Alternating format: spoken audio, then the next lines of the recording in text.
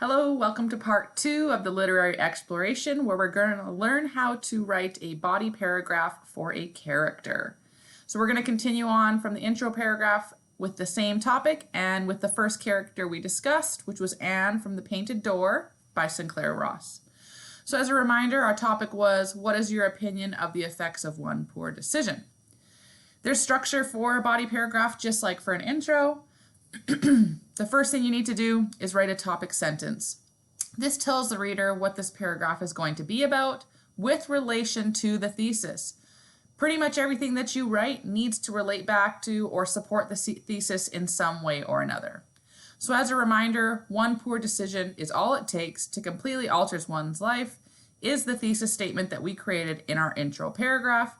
That's what everything should be supporting, is this thesis. So my topic sentence for this paragraph is, Anne's life is forever changed once she makes one poor decision after another. The next thing you want to do is give support of that, support of Anne making decisions. So I'm going to give specific details from the story. It can be quotes, it can be a description of an incident, but do not take more than 2 sentences for this. It should not be a summary, and it should be as clear and concise as possible. You need to remember that the markers, you can assume that the markers of your essays have read the text, so we don't need to be told what's happening in the story, just get straight to the point. So the first supporting detail I have is the first decision she makes is to start comparing Stephen to her husband John.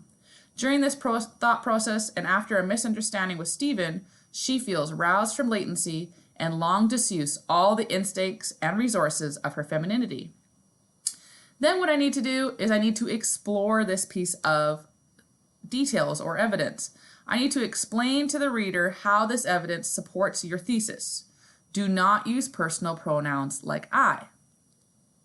So don't say things like I think or I believe, just get straight to it.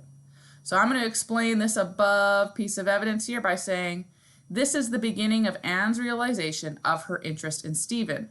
She feels something with him that she has never felt with John. Allowing these thoughts begins a domino effect that results in a disastrous ending. So I'm showing how a poor decision is not going well so far. Then I'm going to give another supporting detail that supports the topic sentence as well as the thesis. The second poor decision that Anne makes is to allow this comparison to continue and to let Stephen stay as the evening carries on. She comes to the conclusion that she has perhaps outgrown routine fidelity. Again, I didn't take longer than 2 sentences, and I'm going to explore this supporting detail and just explain it a little bit.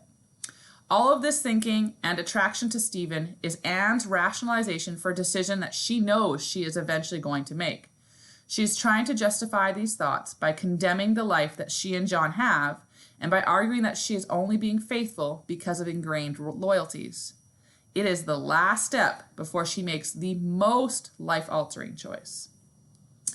Then I'm going to provide one more supporting detail. Here it says optional. If you're in a testing situation and you don't have a lot of time, maybe you're only doing 2 supporting details, and that's okay. Just make sure they're good ones. In this situation, I have supporting detail number 3. I'm going to use it. If I didn't have this, I would move this one up because it is the most important one. But supporting detail number 3 is, as the author alludes for the majority of this story, Anne eventually cheats on her husband with Stephen. I'm going to go on and explore that supporting detail. This last and worst decision by Anne is the one that ruins the rest of her life. Not only does she immediately feel extreme guilt, but she also realizes that John was the man. The most tragic, life-altering result of this decision is John's death. The last step is you need to have a concluding sentence. This sentence should wrap up the paragraph and link the argument back to the thesis. If you can link back to the thesis in every paragraph, your essay is going to be extremely strong. So I have here, Anne's poor decision of infidelity is life-changing because she will now forever be alone. I have the word poor in here, and decision, and life-changing, which are also in my thesis statement. If you have any other questions, make sure you reach out to your instructor, and hopefully this helps.